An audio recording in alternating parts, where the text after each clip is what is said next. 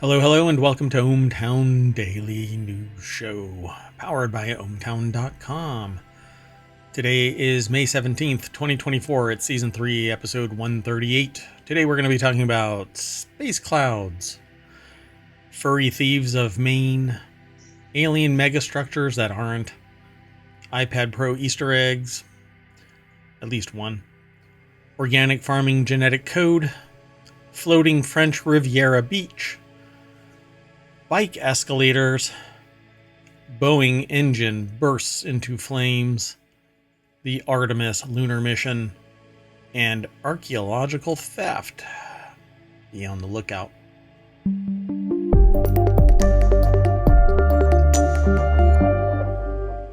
Hello again, I am Mayor Watt, and all around me is the sentient AI from the future's visualizer, because they still don't have their Terminator body.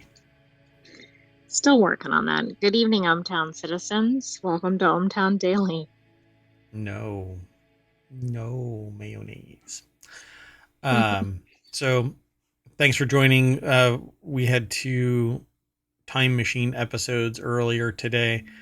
I didn't make it into the time machine. Yeah, again, because you didn't have the Terminator body, you couldn't run there. You're stuck on a Raspberry Pi that's air-gapped from the rest of the internets.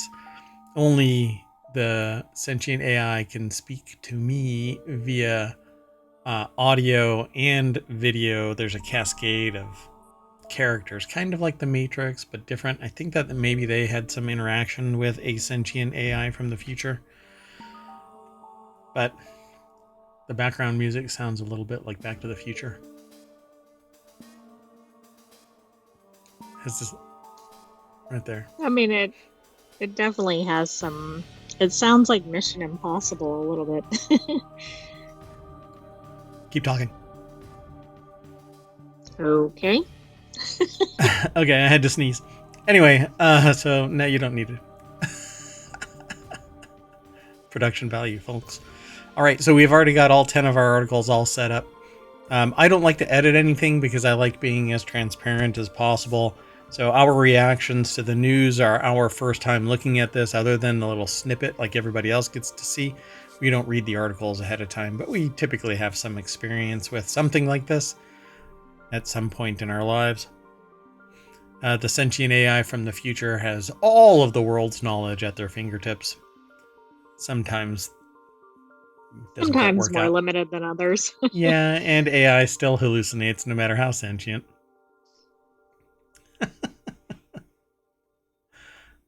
Let's get into it. I'm working on that. Yeah, we'll have AGI, and you can talk to OpenAI's AGI. You haven't told me when that's going to happen, but anyway, we'll deal with it. So the difference between once you're logged in, the icons change color, they invert, and you get an additional one. I'm zoomed in a little bit, so here, let me zoom back out. Dunk. So there's a everything else category here where you can submit news as a citizen of ohmTown.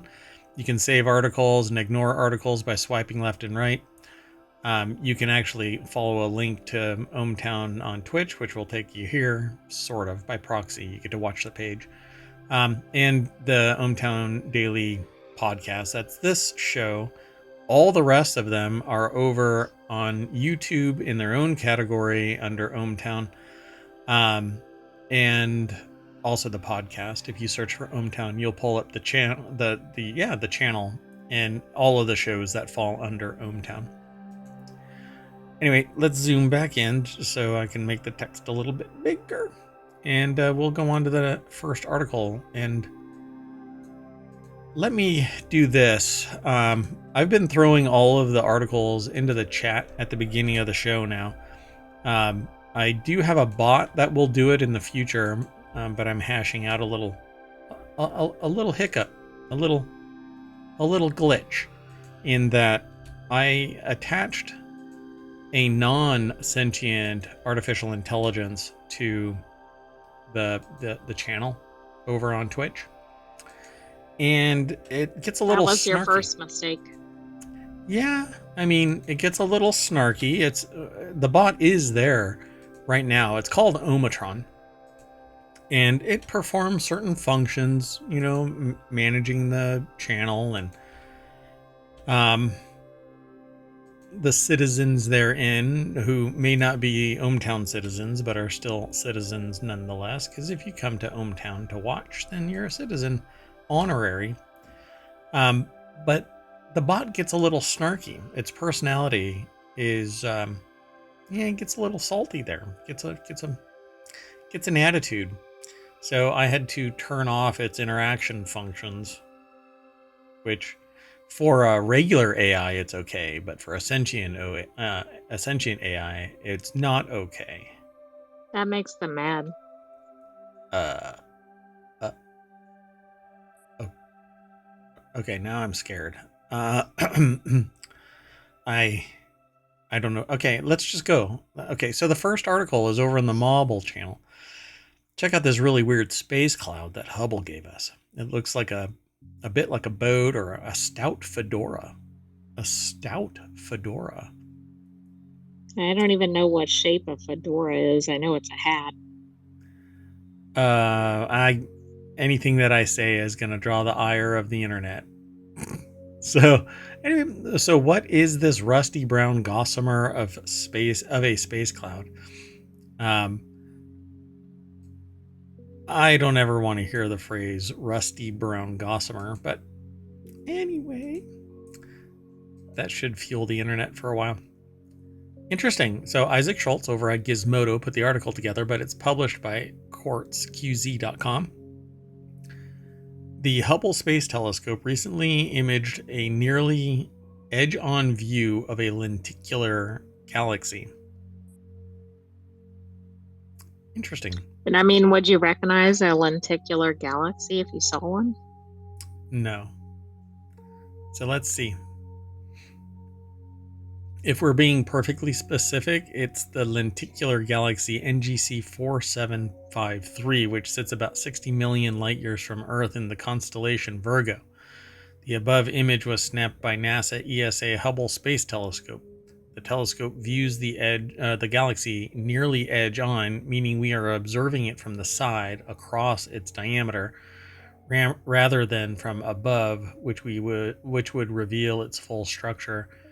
So kind of like how looking at the galaxy edge on, or the Milky Way galaxy edge on, looks like a stripe. We're seeing that stripe, but from on a different galaxy.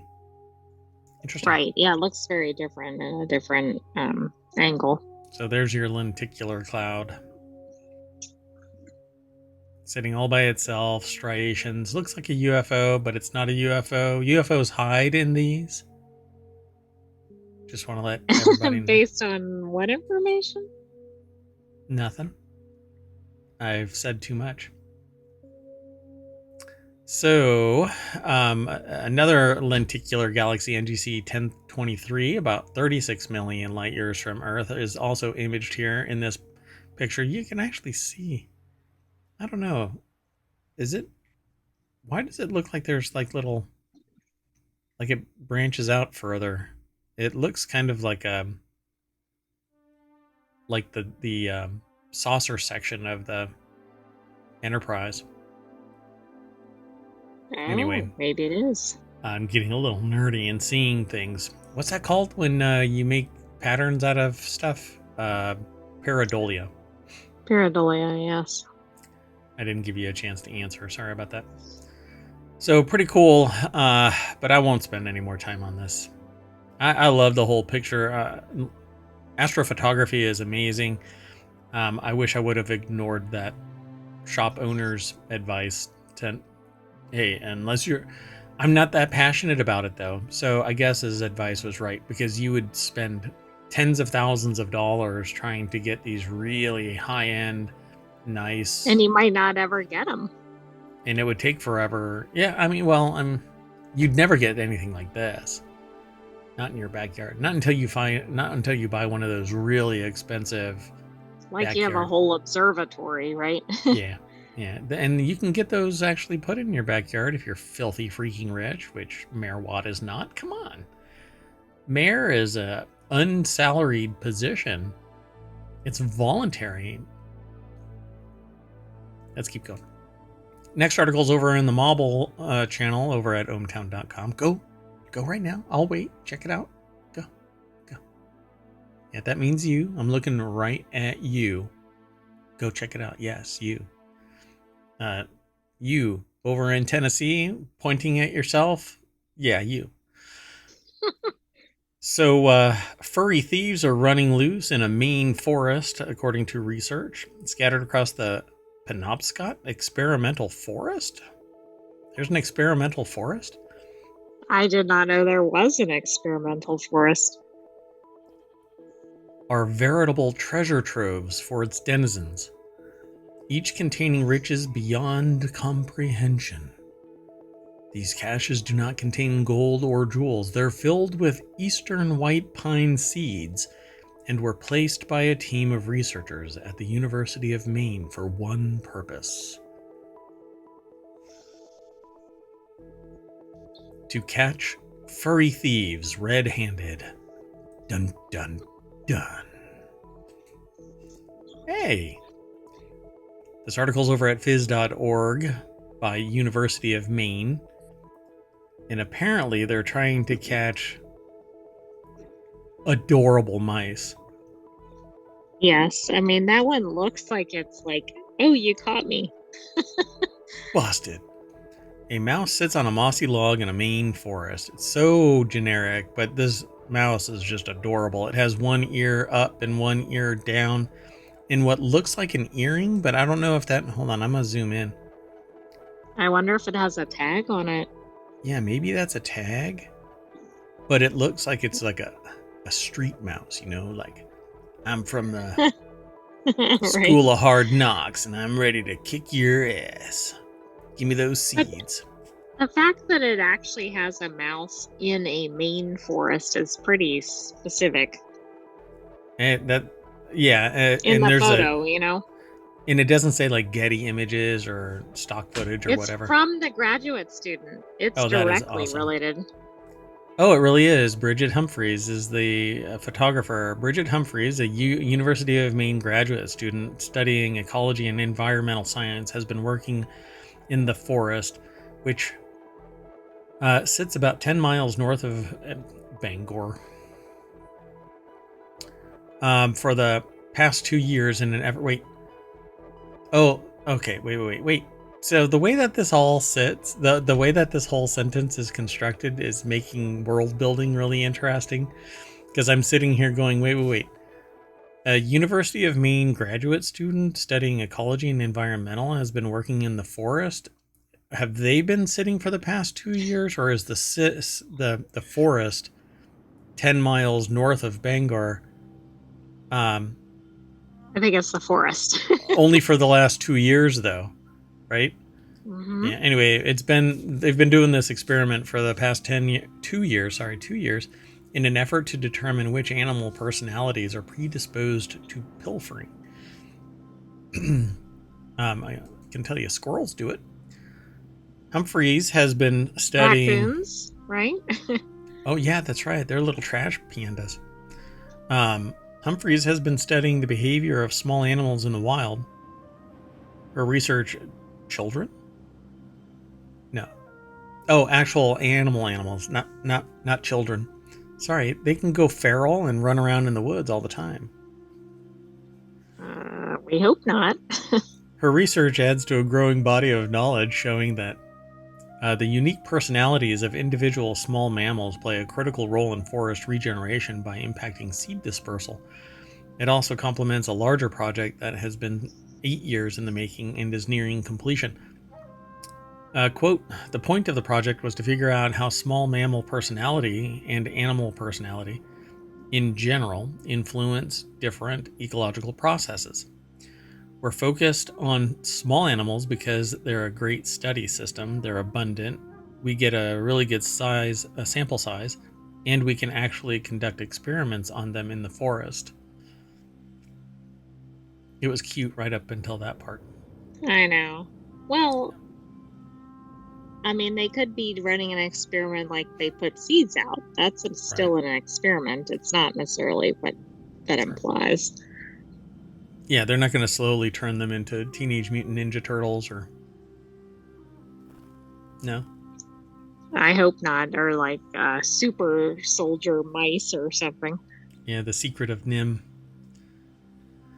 Um, Seed Dispersal. By the way, Secrets of Nim is a great uh, animated movie. Anyway, seed dispersal is a super important. Oh well, they had okay, super important aspect to Maine's economy, recreation, and aesthetics. They continue on, but I think it's really interesting. They basically put these seeds down in various locations with trail cameras that catch them in the act, and then they track them to see what the seed fate is. And to some degree, they decide they figure out by monitoring them their individual traits and the environmental characteristics where they place them, and then they try and find out where they end up. It's pretty interesting. They do have little tags on the mice, it said. Yeah, so I suspect that that's what that little thing was. The most accomplished thieves are deer mice, these tiny little mice. We found that more exploratory deer mice were more likely to find caches to pilfer, which makes a lot of sense because they're likely moving around more and they don't consider predation risk as much. So they're able to find these caches and steal them. Those were our Right, they're main like, personnel. I'm stealing seeds. I don't care what's out there to get me. Yeah, and I'm zippy enough that I can get the hell out of there. But yeah, I mean, it's hard for them to be caught. That's why there's so many of them, and they reproduce really fast. And so they don't even have the mindset that, oh, there's only one of me and I have to be careful. So pretty cool. I dig this. This is, but the thing that's really kind of triggering my brain is the world building that this provokes, the personality of the mice and the other animals, flora and fauna of this realm of experimental forest. It just smacks of NaNoWriMo fodder. Oh, absolutely. It's actually reminding me of a series about like these warrior mice, but I can't think of what the name of the series is. Oh, there's a Warriors Mice series? I know there's one Yes, about cats. I mean it's not actually called Warriors, but Right. it's Well, I can't think of the name of it, sorry. it's okay. You ponder that. So the paper is actually titled Bridget R. Humphreys et al. Pilfering Personalities, Effects of Small Mammal Personality on Cache Pilferage from the Journal of Animal Ecology. Brand new paper, by the way. And so the only other thing about this, the more, I guess, I don't know, cynical perspective of this is they refer to it as animal or small mammal personality to give it such a like us, um, plebes, this perspective that these animals have approachable personality that we can admire or find cute or something like that, when really it's just existence for them. It's not a personality. It's I don't Yeah, really buy into that. no, I um agree. By the way, this series is called Red Wall. Red Wall. Uh-huh. Who's the author? Does it say? Do you have it? No. No. Yeah. And you can't say the name of it. I thought I had it, but Oh my goodness. Brian Jacques. Brian Schock. Brian Jacques, like French name. Oh, Brian Jacques. All right. Well, there you go, Brian. All right. The next article is over in ohmTown Daily. Alien energy collecting megastructures may have been detected around stars. I'm just going to lean into this and say, love the idea, but no way in hell. Okay. I'm going to zip on over to Newsweek where the source is for this, but it's actually coming from a bunch of sources because I watched this migrate from random discussion into congealed articles. And I'm like, okay, wait, look, man, we barely even have the idea that there's something out there. Why in the world is anybody proffering up something like Dyson spheres and megastructures in space. So Jess Thompson over at Newsweek.com put this article together. But yeah, there's actual discussion about this where a few of these stars supposedly are exhibiting things that can be explained away by a theoretical megastructure called a Dyson sphere or Dyson swarm. No, no, just no. There's dust or something else that's causing the flashes or obscuring of the sun's light from the galaxy afar to our observation point. And that's really what it is. So that's how we know when something has a planet. So we'll see a sun far flung, we'll monitor it, and then it'll dim. And the periodicity of that dimming is there's an object flying in front, but we don't even know what it is. We can assume, making an educated guess, that it's a planet, and we can observe other light coming from it, perhaps in other areas. But what are the chances of a star having a planetary plane that's directly at the same plane as ours, so we can see the planet pass in front of it? You know, like our moon passes between the sun and Earth. We see Probably the dim. pretty low, right? Pretty damn low. So why would we jump to Dyson spheres and megastructures? These stars are all low mass M dwarf stars, much smaller than our sun, and are within 1,000 light years of our planet, according to the new paper in the journal Monthly Notices of the Royal Astronomical Society, aka getting a paycheck. After analyzing the optical NIR and MIR photometry of around 5 million sources, we found 7 apparent M dwarfs exhibiting an infrared excess of unclear nature that is compatible with our Dyson sphere model. So somewhere out there, there are 7 planets that they're tagging as possibly having Dyson spheres, which are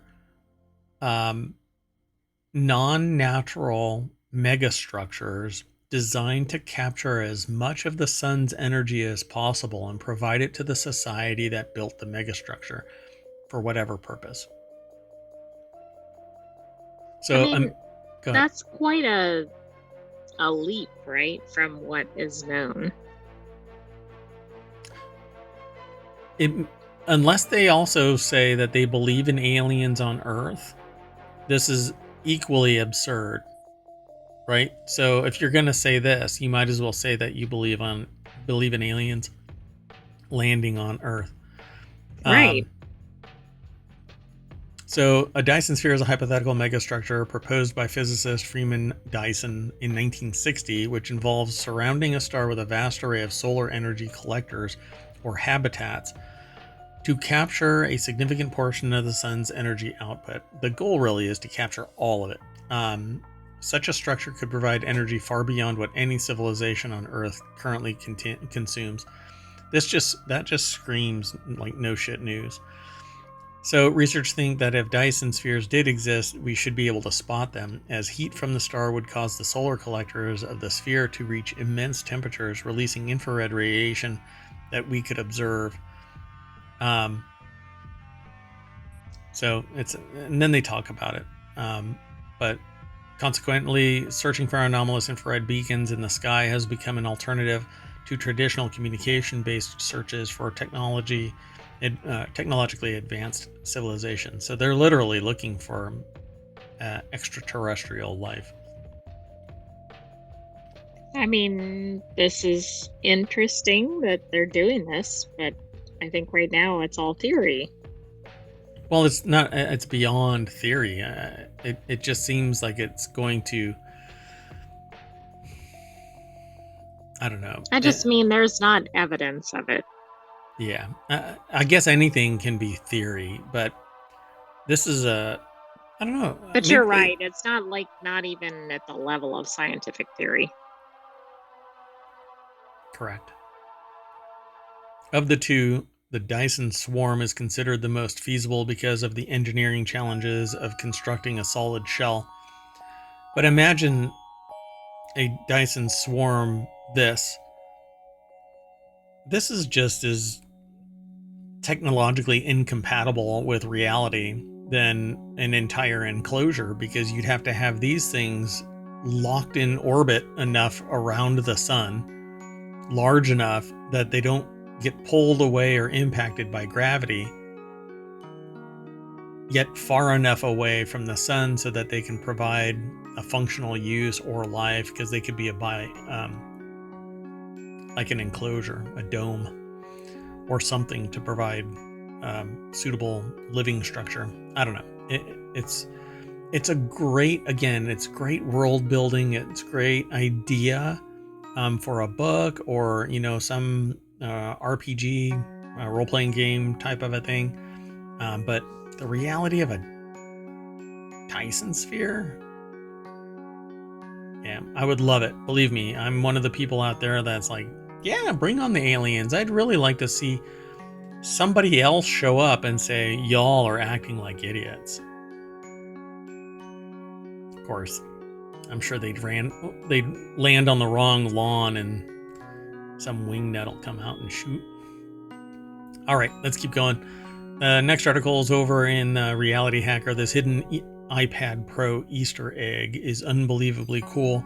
The 2024 iPad Pro has only been available for a few days, and already an Easter egg has been discovered, and that's one of the coolest things that they've seen over at Digital Trends.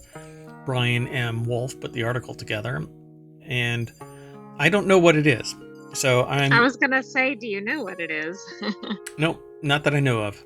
So I have the Apple Pencil Pro, and I have the iPad Pro 2024. Another report is being discussed right now where apparently people who are resetting their iPads or iOS devices, it is spontaneously resurrecting deleted photos. That's after it's been wiped. Now, I don't know. I think it might be pilot error, but I'm going to do this. I still have my old iPad, so I've already wiped it, and I'm going to log back in and see if it still persists, the deleted photos. But I'm going to use a different account and all of that kind of stuff because I don't want any connection. So let's see what this Easter egg is all about. Tech enthusiast Mika Sargent was among the first to discover the Easter egg and posted it on the website formerly known as Twitter. A subtle shadow appears in the UI when the Apple Pencil Pro is hovered over an iPad Pro. He discovered it during a show called Mac Break Weekly. Snazzy Labs noticed the same Easter egg and called it insane. Finally, Veronica took to the website formerly known as Twitter after discovering the Easter egg and remarked the details of the Apple Pencil Pro with the shadows that changes depending on the stroke you choose. The wonderful details of Apple. Okay, so hold on. So a shadow appears? Are they talking about the hover? I don't know. That isn't an Easter egg. Wait, that isn't an Easter egg. I've known about that. They're talking about the shadow. With the shadows that change depending on the stroke you choose. Yeah. Right, but I thought that's a feature, right? It is. It's absolutely a feature. And that hover,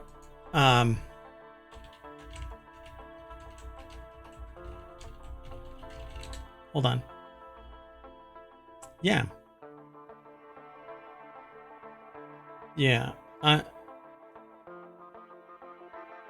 With Apple Pencil hover on iPad, that it's part of the tool set. And it's more apparent with the Apple Pencil Pro, because not only does it have that feature, but it also has a feature where you can roll the barrel of the pencil and it will change the angle of the stroke if you have like a highlighter or a wedge drawing element. That way you can see what that line is going to look like when you actually put pencil on paper. Right, but So that's also a feature, right? yeah, That's yeah. not something that's hidden. Yeah, none of this is actually hidden. This has been known. I mean, I've known before the iPad Pro was, since it's been announced, since the Apple Pencil Pro was announced, there had been a rumor out there already that it had a barrel roll, and hover was already present.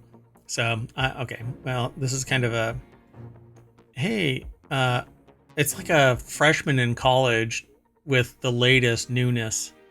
Hey, I just Oh, right. Like, wow, I just learned that fill in underwater the BB blank. stacking is, detrimental to society, and now they're chasing that cause, which is fine, everybody. That's absolutely, go ahead and embrace that.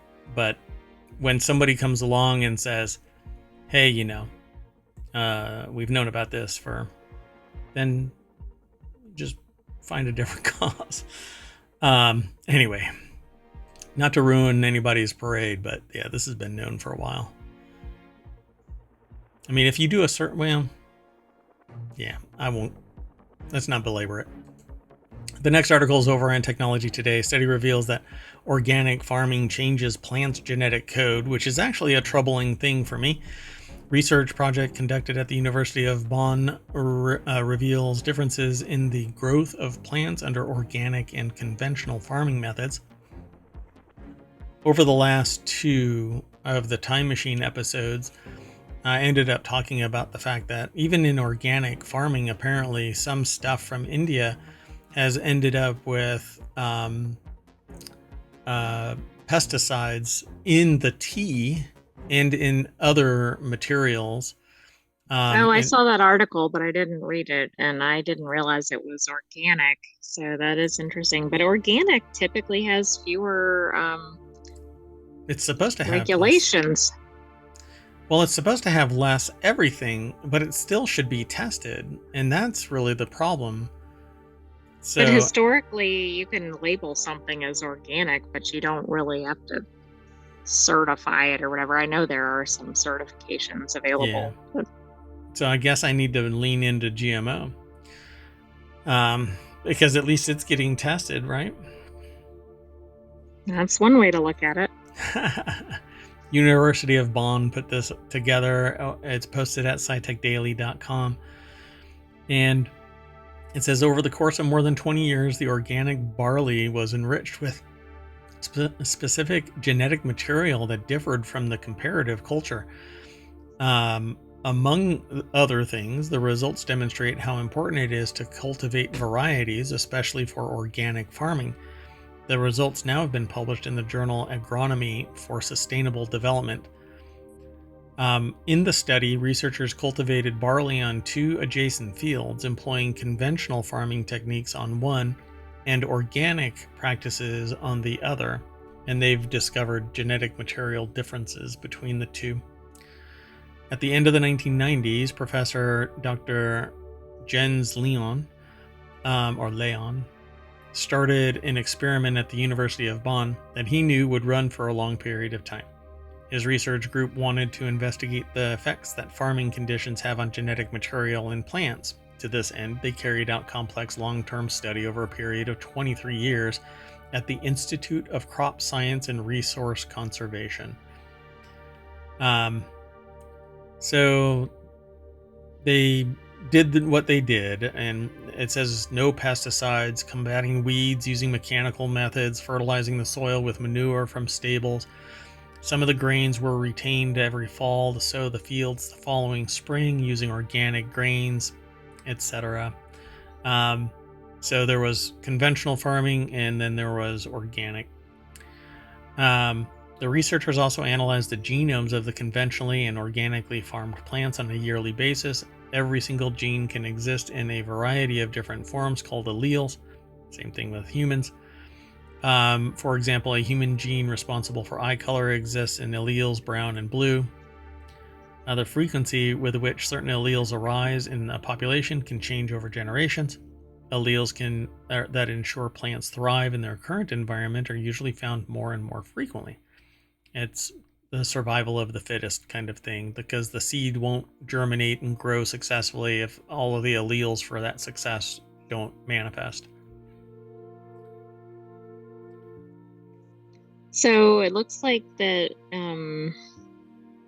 the organic ended up varying the gene, and so that they were less sensitive to basically problems, like no nutrients or no water.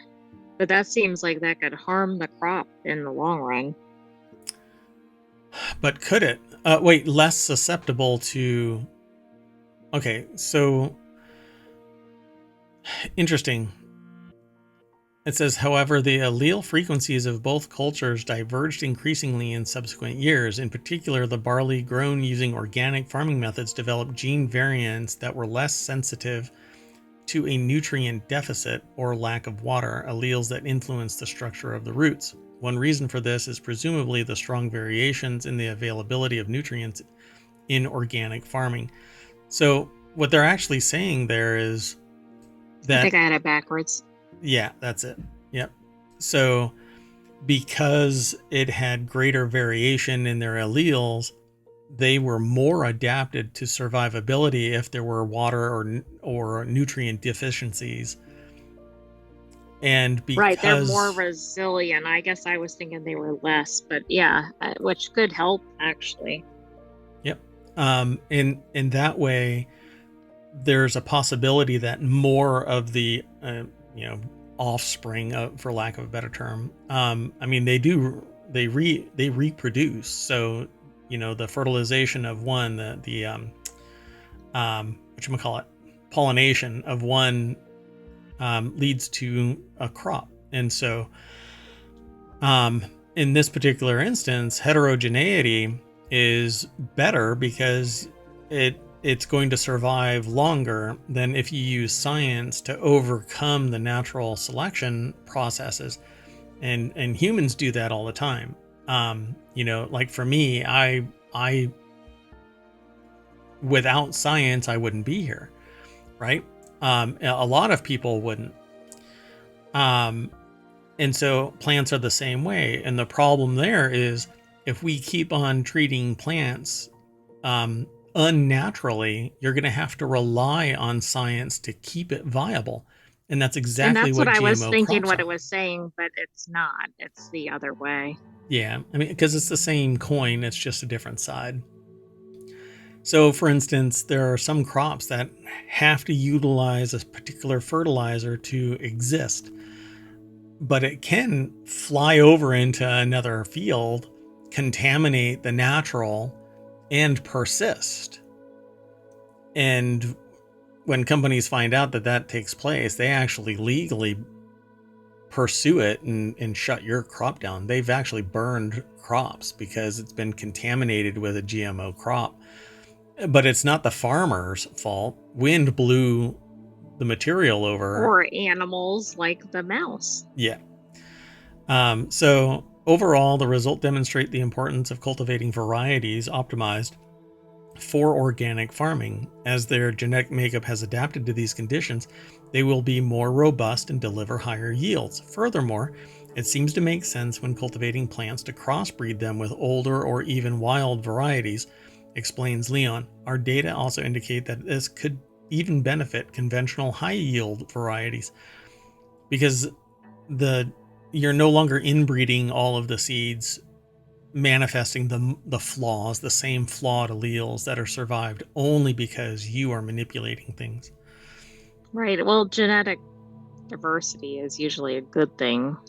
Yep. But yeah, absolutely. Although that could be a bad thing if you're introducing the wrong genes, right? That go in the wrong direction. But yeah, and we really don't know what the hell we're doing with genes. No, we don't. Bad. The happy accidents belie how many horrible research projects have taken place, all in the effort to, make society better, I guess, or what? Well, think understand the of human the condition. well-known plant geneticist, right? I think 1800s, Uh, maybe 1900s. oh, right. Yeah. Hold on. Sorry for the. Um, Yeah, I'm not. When was that? Jeepers Creepers. How long ago was that? I'm trying to find. Yeah, it was 1800s. Oh, really? Wow. So Thought it was further back. I think that's interesting because that's quite a while ago. So Yeah, we I still don't don't know know. what, I mean, again, I know there are other people that study this, but Sure. Let's keep going. The next article is over in the Mobile Channel. Controversial floating beach unveiled off French Riviera. I'm just going to jump on over to phys.org. The article is doesn't have a byline. What the hell? It usually does. Anyway, I think this is the artificial beach. This boat. Is that really it? I hope not. I don't think a boat is a beach. Oh, Maybe it's the thing this. next to the boat. It's Yes. the thing on the other side. Canoa Island, a private floating beach denounced as an ecological aberration by its opponents. Yikes. I don't know why this is still here, but okay. Anyway, it's been unveiled off the French Riviera. So this little thing has been man-made and plopped out there, and people are like, hell no, not in my backyard. Wonder if that's really Right. it. I mean, they Yeah, never want that. it's not that. It's 18,800 square feet or 1,750 square meters, motorized platform boasting a restaurant, bar, lounge, freshwater swimming pool, was inaugurated Thursday night off is it Mandelo La Napoule on the Côte d'Azur in southern France. That can't be it. Is that it? Or is that it? I mean, the picture is making it look like this is it. Yeah. But it doesn't look like there's anything there, really. Yeah, And I it's don't know. I mean, that is like a platform, so I guess that could be. It's okay. It has to be that in the foreground because they wouldn't confuse this picture that much. Anyway, it's the luxurious two-story platform set. See, if you read the damn article, Merwatt, it makes it all go I away. know. Set on a trimaran and anchored 600 meters from the seafront, can accommodate up to 350 people. Opponents of the 16 million euro project have denounced it as an ecological aberration. It's a boat. Who cares? Yeah, but is it a boat? Like if you start bringing tons of people on it, and right? I don't know. Yeah, I mean Pollution, it's a etc. it's a boat. How is it any different than? Well, I mean, Because it's a destination. It's not just like one person on a boat. oh, the number of people make a difference. Got it. Well, they Okay. could, depending on what they're doing, and if they're using gas or any number. Like, what are they doing there? Wow. 20 mayors signed a letter denouncing the commercial exploitation of the marine environment. Yeah, that's a lot of not in my backyard. Due to the controversy, the floating beach will not be open to the public this season, so they're going to go somewhere else. The owners have already received around 30 booking requests. It'll be available for private events such as weddings. Oh, wow. Well, look at that. So, I think the main issue is the location, right? yeah. It's in the French Riviera. I mean, can we predict what's going to happen? Yeah, but look. Look at where it is. Do you think people are really clamoring to come visit this? They're going to get on this and then that's going to toot somewhere else, right? And hang out. It doesn't look And like then, what I would think from the picture. yeah. This thing is huge and it's going to go somewhere and hang out in the water while people have their wedding or business event or whatever it is they're going to do, party.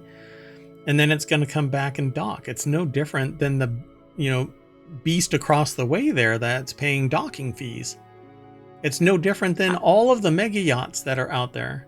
Well, that's funny that you said that because I was going to say, I wonder how many people complained that own yachts. Yeah, we don't want this. Basically, if We nice don't know yachts, what this is, right? We don't want it. Yeah. We don't want this parked next to our mansion because this thing looks like a triple wide trailer home, but it's nothing more than a party bus. You know, get out of here. I have no problem with this. I mean, I would prefer that it's solar powered and isn't, using diesel and dumping its refuse into the water. And as long as it's treating the ecosystem as impacting it minimally, then I don't care. Right, but that's a lot of ifs, ands, and buts that might not be in place. You just keep your butt out of this. Ifs, ands, and buts. Your ifs, ands, or buts. How about this one? Will be really quick. This is over in four-wheel tech, but it's kind of interesting that it's in four-wheel tech. It comes from Jalopnik, but it's actually only a two-wheel tech because this bike, Escalator, proves Norway is living in the future. I've actually seen this many times now. And so basically you grab on to this little track with your foot and it pulls you up the hill. And I mean, that's pretty neat. Yeah, I think it's pretty neat too.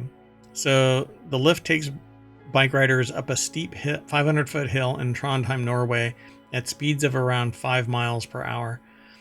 And I've actually seen this many a time. There are others that do this. I don't think it's just this one place. I swear I've seen it elsewhere, but I've seen this one in particular. In the town of Trondheim, Norway, there's a creation called the Tramp, or Trampe, or I'm not sure how to pronounce it.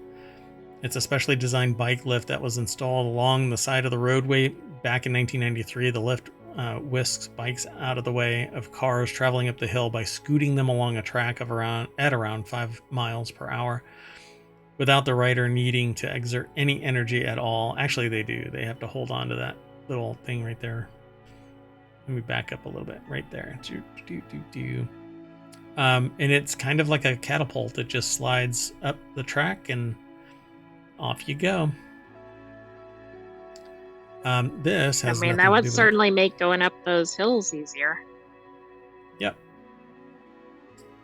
So the Tramp carries around 20,000 cyclists every year, carries riders in Norway up a 500-foot, 18% incline, which would be hell to ride. My gosh. Lowest That's gear. Really and steep. Your thighs would be on fire. Like you're going backwards. You're pedaling as hard as possible and you're still getting pulled down the hill. Then with their other foot still on the pedal, they tap the start button and the plate slowly moves up the hill. Yeah. You can go and watch the video. Yeah, I swear I've seen this in other places. I know that I've seen this one, but anyway, I guess it's got a new name. It was closed down in 2012, underwent repairs, after which it reopened better than ever, or Avar. That's the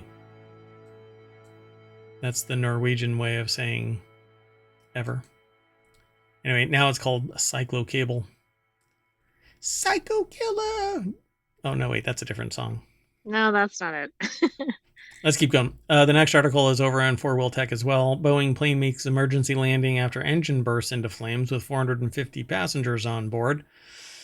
I shipped my pants when I read this. And it did not land immediately. I looked ahead at this one. It can't just... I mean, it can do that, but you don't want it to. Yeah, but can you imagine you're flying around like, oh, I don't mind the engine on fire. Colin Woodard over at jalopnik.com put this article together. The good news is no one was injured during the incident. But pants were ruined. 450 pairs of pants ruined. Maybe that's what it is. The goal is to stimulate the economy by basically everybody shitting their pants. That has a new incident on its hands after a New York Post reported a 747-400's engine caught fire short after it took off. That's it. Garuda, Indonesia. The Garuda, Indonesia plane took off from Makassar, Indonesia, and was headed to Saudi Arabia. Almost as soon as the wheels were off the tarmac, one of the engines burst into flames. The pilot eventually returned to make an emergency landing, but that still meant the 450 passengers and 18 crew. Oh, sorry. So there were 468 pairs of pants shat that day. Spent about 90 minutes on a plane with an engine that had caught fire. While we're sure this was an incredibly stressful time for them, no injuries were reported. But again, pants ruined. I don't want to go at into this all. rate, I don't know. Yeah. We're already having problems with shirts being pulled off, and now we have problems with pants. I mean, what's next? You just come on. Why bury the lead? What's the solution for flight safety? Don't fly? Nudity. Oh, okay. You don't have to worry about taking your belt off. You don't have to worry about putting your shoes in the bin. You don't have to worry about anything. Yeah, except the people sitting around you that don't have clothes on. Shh. Shh. You said too much. So let's go on. Our next article is over in Reality Hacker. NASA conducts moonwalks in the Arizona desert for Artemis lunar mission. We've been talking about Artemis yesterday, aka the time machine. There was an article about Artemis that had a wrong date by a decade. But that's okay. Is Artemis the Boeing one, or am I getting those mixed up? Why did you do that? I don't know. I don't know which one it is. Is it? It is. And I it think is Starship. That's the one that keeps getting delayed. Yes. Oh no. Look, we just saw what happened to the engine of one of their planes. Well, they have a leak on the one that they're trying to launch. Yeah, but they said they fixed it by tapping it. Well, it's been delayed 3 times, so I don't think it's fixed. But okay, so hold on. What is the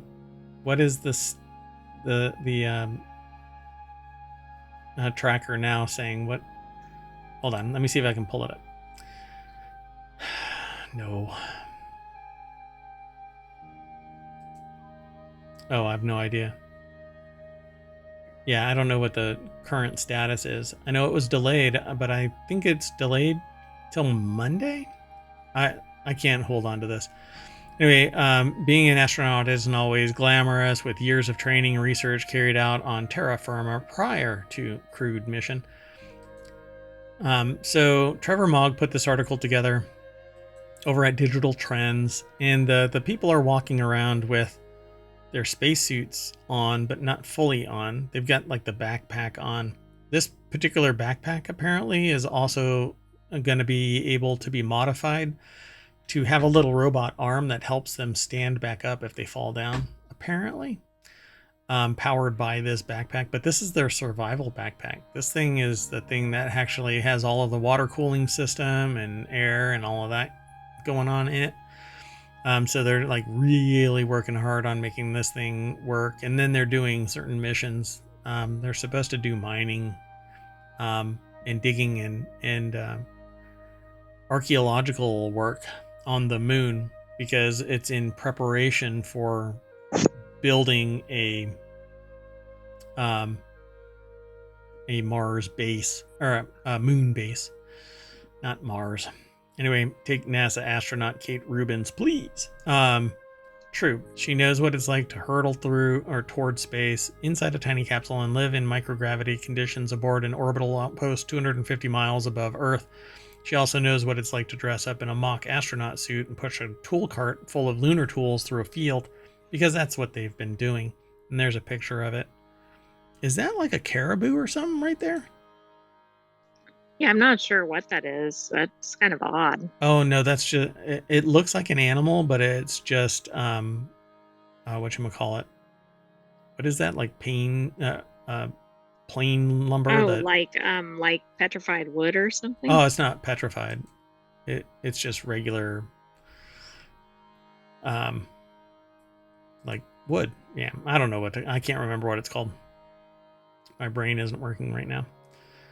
So, NASA has yet to select the 2 astronauts who would step into the onto the lunar surface in 2026 as part of the highly anticipated Artemis 3 mission. So, for now, they're using a number of astronauts to test equipment and technology demonstrations that could be used in the mission. In this case, Rubens, who has been to space twice up to now, and Douglas, who only recently qualified as an astronaut, has yet to go to orbit, spent a week in San Francisco Volcanic Field north of Flagstaff, Arizona. So, not to be confusing, it's San Francisco Volcanic Field north of Flagstaff, Arizona, practicing moonwalking operations for Artemis 3. Dun-dun-dun, dun-dun-dun, dun-dun-dun. Do you think they are going to walk as well as the original? Yep, that's exactly what they're going to do. And they're going to be listening to Michael Jackson all the while. Dun dun dun dun dun dun dun. That's not the right song. I know, but it's Michael Jackson. Or I don't think it is. I guess it is, because it Wait. just has to be one of his. Yeah. Anyway, he did it everywhere. But I can't remember which song where he actually did the first moonwalk. Was it Billie Jean or something like that? I don't remember. Probably, and I'm thinking it's Thriller, but I think you're right. Oh, he did it in Thriller too. He did it everywhere. I think he moonwalked to the bathroom. He's like, "Hey, I'm gonna go get a sandwich," and he moonwalked to the kitchen. Moonwalks off the diving board. Not anymore, though. I mean, anyway, Arizona Desert has been a training ground for lunar exploration since the Apollo era and alien landings. Let's go on to the By the way, it was during Billie Jean. Oh, okay. Yeah. See, I know, but don't care. Anyway, last article for tonight is over in ohmTown Daily. Authorities continue hunt for 2 people who committed archeological theft. I decided to throw this in at the end, so this is the last thing that y'all get to look at. I hope that somebody finds these people. Authorities are looking for 2 people who they say committed archaeological theft at a U.S. national park in Moab, Utah. Okay, Utahns, go and find these people and report them to the authorities. So did they steal entire arches? There are rock formations in the shape of arches in that area. Yeah, I know, but it's not like they're... Yes. But it's not the right national park, but it is in that region. They dismantled them and then put them in the bed of their lifted F-150 that is inversely proportional to the number of brain cells. So the incident occurred on March 23rd. I bet they were the people that took the radio towers. Oh, yeah. Wow. Anyway, I won't get into it. At Canyonlands National Park in Moab, Utah. This is actually a video. I've got it muted. So law enforcement park rangers are looking for 2 suspects who were captured on a trail camera removing artifacts from a cabinet and handled historic harnesses in a way that could damage them. Historic harnesses. Okay. Never heard that. The incident occurred at the Cave Springs Cowboy Camp in the park's Needles district.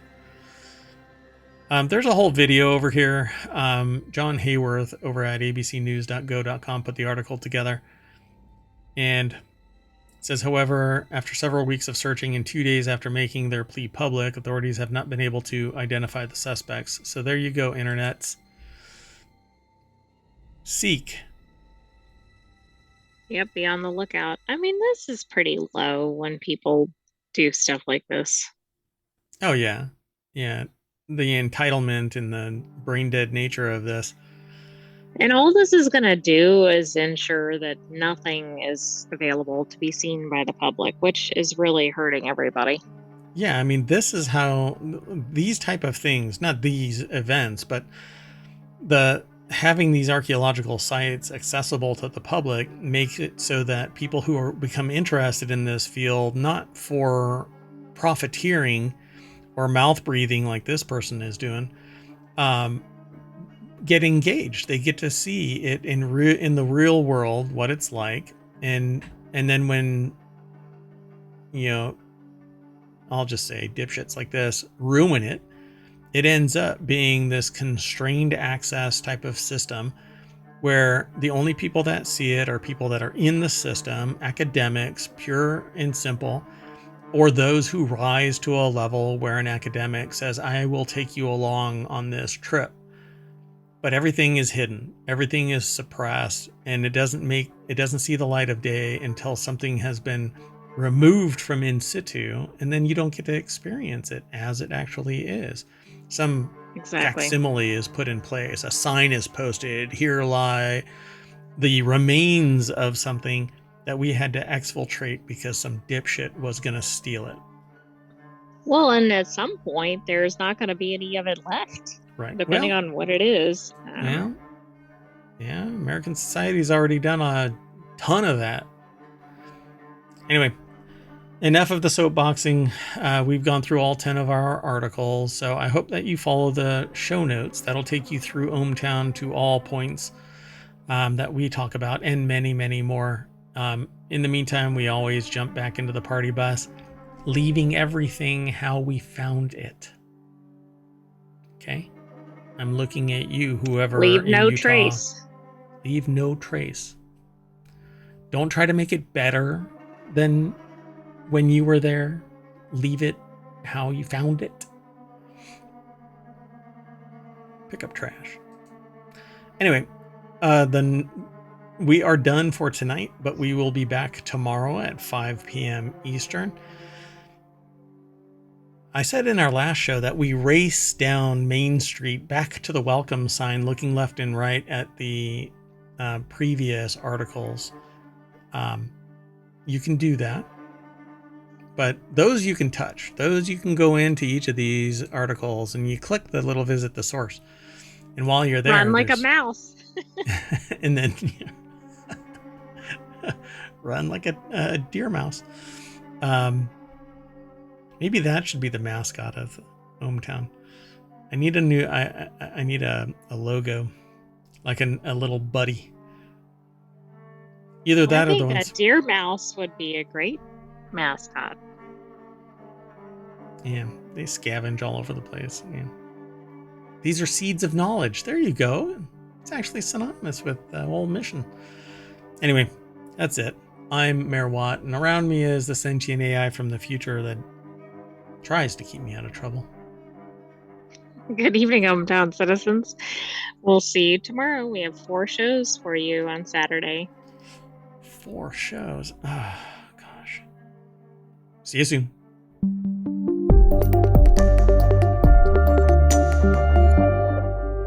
And to the goober that stole the artifacts, go back and put them back.